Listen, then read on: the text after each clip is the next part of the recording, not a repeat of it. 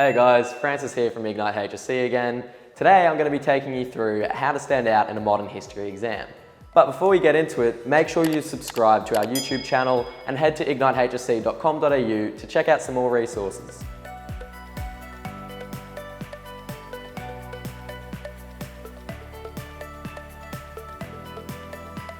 Step 1 in how to stand out in a modern history exam. Write as much as possible. Obviously guys, the HSC today is still written, so it's an essential skill that you are going to have to learn. Laptops are massively useful in research and perhaps in some Canvas tasks or whatever your teachers are getting you to do in class, but the essential nature of the HSC still requires you to be a proficient writer. When you're able to write as much as possible for each section, you're basically ensuring that you don't miss anything and you're sweeping up any marks that you might have missed. Now the way to do this is by writing as many notes as possible throughout the year. Writing is a physical task, and when you're practicing all the time, your hand muscles develop and you're able to write quicker and more efficiently in the exam. You want to be practicing responses under time conditions. Writing under time is stressful and it's not something that you want to be learning for the first time in the HSC exam. So the way to avoid this is by doing it the entire time throughout the year so that by the time the HSC rolls around, it's just like another practice session. You also want to be looking at past papers, sending them to your teachers who are there to help you, so use them as a resource. Finally, you want to be dividing all your sections up to manage your time efficiently. You have 45 minutes per section, they're each worth 25 marks, so if you do the maths, that adds up to about roughly 2 minutes per mark. Step 2, be critical and don't just storytell. This is a mistake that thousands of students are going to be making every year across the state. So to make sure you're not one of them and single yourself out as a Band 6 student, you have to avoid simply telling a story in your answer and you must directly engage with the question. So to show you an example of how to do this, I'm going to use this question drawn from the core topic. How was Gleichschaltung enacted to consolidate Nazi power? And here we have an example of someone's storytelling. This is not what you want to do. Finally, the concept of Gleichschaltung was instrumental in consolidating Nazi rule through the securing of the support of large groups of interest. The first and most obvious example of such support can be witnessed in the signing of the Reichskonkordat on the 20th of July 1993. From there, this student moves on to the next point and doesn't explain how that's directly relevant to the question. By contrast, the highlighted sections here do as much as possible to make sure that what the student is writing is critical and engaged with the question.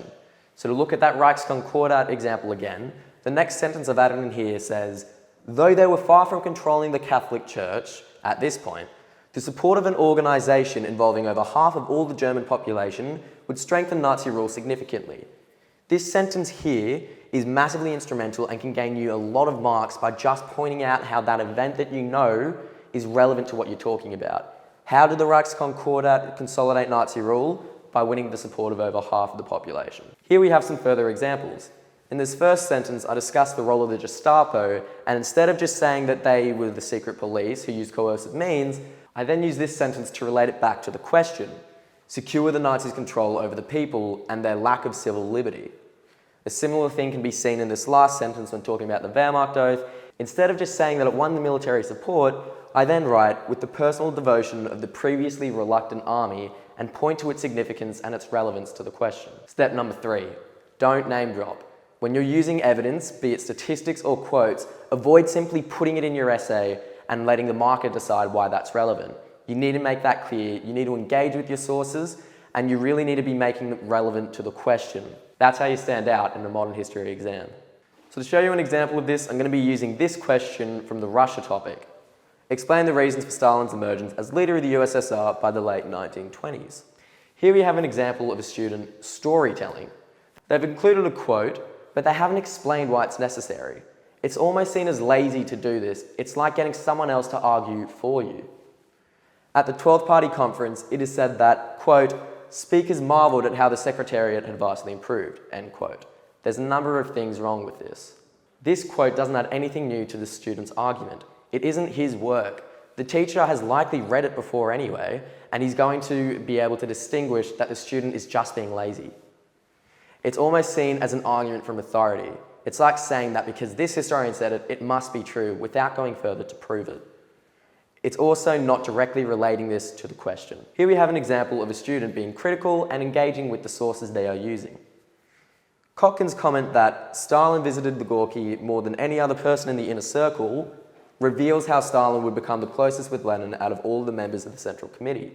This student is analysing historical quotes and he's showing how they're relevant. This is his own work and it is impressive. Step 4, answer the question.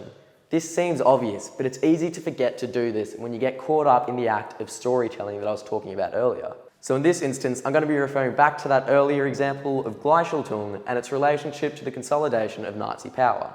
So the ways in which you want to be answering the question is by using the words in which it is expressed. Use the words that are used to express the question to make sure that you are engaging critically with what's being asked of you. Similarly, after every point you make, refer it back to the question. Make sure that what you're saying is relevant and that you're not just telling a story, but answering a question. Here I have an example of a model student's response. Underlined here are the words of the question that the student is engaging with. Similarly, in this last sentence, the student refers to the police force or the Gestapo and then relates it to the question in this last line. He talks about how they could better monitor the upkeeping of Nazi principles and morals, probably better stated as ideology. Finally, here I have 2 more examples of ways you can refer points back to the question.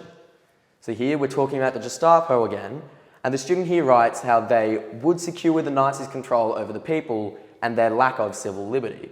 Here we see the word control, and he's basically engaging with what the question's asking him to do after making a point.